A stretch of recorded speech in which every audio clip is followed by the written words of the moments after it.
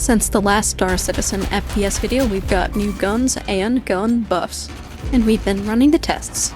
Everyone's out here losing their minds over the new guns, but that's not where the real story is. So, one of the oldest rifles got a quiet buff, and honestly, they shouldn't even be allowed. Like, if you have cracked aim, you are going to want to be running this. It's deleting people faster than anything else right now, and it's not even new. But before we get to that monster, let's go rapid fire through the small changes first.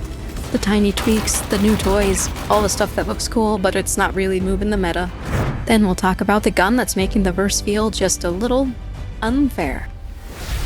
Alright, rapid fire rundown time. Let's burn through the small stuff first. The C54 just got tighter spread, but it's still not great.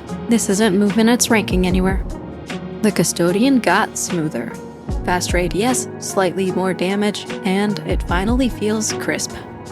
Still not enough to change its ranking, but if you like that laser SMG feel, it's actually kind of okay now. The Ripper SMG picked up a solid range buff, about 12 extra meters before damage fall off. You can actually hit a target now instead of just tickling them from across the Idris hangar. Both the AO3 and the Scalpel got faster aim down sight times. You'll feel it, but otherwise these still aren't very good picks. And finally, the F55. It got even tighter spread, which is wild because it already had almost none. Still, it's a high skill pick. Brutal recoil, spool up timing, but if you can master it, it's a sleeper pick. Pirate Pengu from the Auric has gotten crazy good with it. By the way, there's a link in the description to a fleet battle video Pirate Pengu made if you like that kind of action. And that's basically it for the small buffs. No real changes to placement so far, just little positive tunings across the board. Alright, now for the big changes, let's start with the quartz. We got a full rebalance and yeah, it feels different. Damage is up, nice. But the devs killed off the heat multiplier, which used to crank up the damage as it heated up. So it doesn't have that crazy multi-kill burst potential anymore. On the upside, the larger heat capacity gives it steadier, sustained fire. It's still strong, still a top-tier close-range option, just not the delete 3 dudes in 1 second monster it used to be. Honestly, the Prism shotgun still wins those face-to-face trades, but the Quartz is still better if you need the more damage per mag. They're still equals, just pick your flavor. Alright, now let's get into the new toys. First up, the Fresnel. The Fresnel was bad on release, but it got buffed. Damage went up, heat builds up faster, the heat damage multiplier went down, but let's be real, it's still bad. Even after the buff, the time to kill is slower than the pulverizer when it's fully heated. And the low heat damage? It's like tickling people with a laser pointer. Plus, it weighs almost 5 kilos more than other LMGs, which means you move like you're carrying a small moon. So yeah, Fresnel's still going back in the locker. Pretty light's bad math. Alright, let's move on to something that actually performs, the Killshot rifle. The Killshot. It looks like somebody built this thing out of spare parts and bad decisions. It's a solid mid-range rifle with a steady cadence and little kick. But it doesn't win any beauty contests, and it doesn't outperform the P8AR, the TTKs are slower.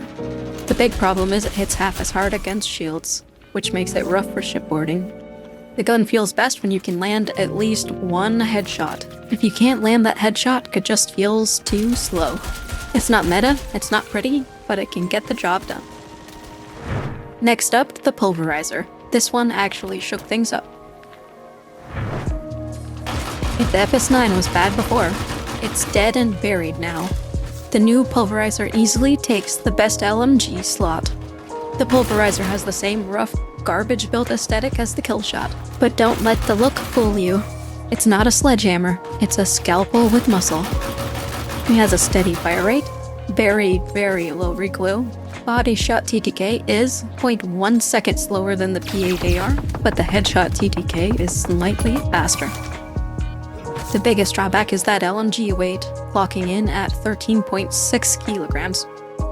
What that means in practice is the Pulverizer can replace the P8AR slot for a versatile ballistic option. It holds angles, it's easier to land follow-ups because of the low recoil, and its headshot potential is legit. Great for skirmishes against less coordinated teams. Basically, if people are running around like they missed boot camp, you will feast. But the pulverizer flops when facing a highly skilled team running precision snipers when they have cracked aim.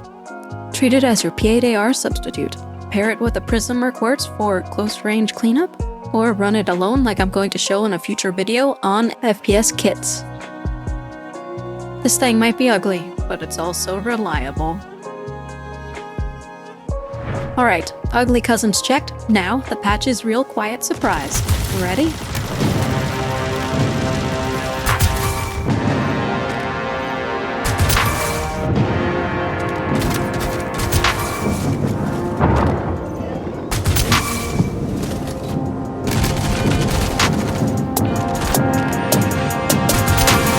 Everyone's been obsessing over the new toys. The Prunell, the Killshot, the Pulverizer, right? But the gun that actually broke the meta isn't new at all. It's one of the oldest rifles in the game. CIG buffed its damage, and suddenly, it's deleting people faster than any other gun. And if you can aim, I mean really aim, this thing is now absolutely terrifying. And you're about to have way too much fun. It's the Scab sniper rifle. Yeah, the old sniper that was one of the absolute worst guns. They buffed its damage from 100 to 120, which means it can one-tap a heavy helmet. Full heavy armor, instant delete. And if you miss the head, it's still a 2-shot anywhere else, with splash damage. That 1 second delay between shots, the super slow 500 meter per second bullet velocity, that's your skill check. You either hit your shot, or you're done. This isn't for casuals. This is for the cracked Kovacs kids with 240Hz monitors, an AMD X3D, and too much caffeine. If you're built for precision now, that Scab is your gun right now. It's clean, it's brutal, and it's just taken the crown. So where does that leave us since the last update? Right now, the top shelf lineup looks something like this. For absolute aim demons, it's the Scab. Hit your shot, you win. Simple. For more consistent, high-skill rifle play, the Zenith still holds its throne. It's still a crazy fast TTK if you hit your shots, and it has way higher bullet velocity. Then for close quarters chaos, the Prism and the Quartz are still your go-tos. The Prism's still the CQB king if you can control the spread. And the Quartz, even after its rebalance, is smooth, fast, and forgiving when you're fighting multiple targets. And for your flexible ballistic slot, that's the Pulverizer now. No recoil, solid TTK, and the kind of control that makes it perfect for handling low-skill swarms or shielded brawls. Everything else, fun to experiment with. But if you care about winning fights, that's your loadout core right now. That's Scab Zenith, Prism, Quartz, Pulverizer. The Holy Five. So yeah, update is pretty mild overall.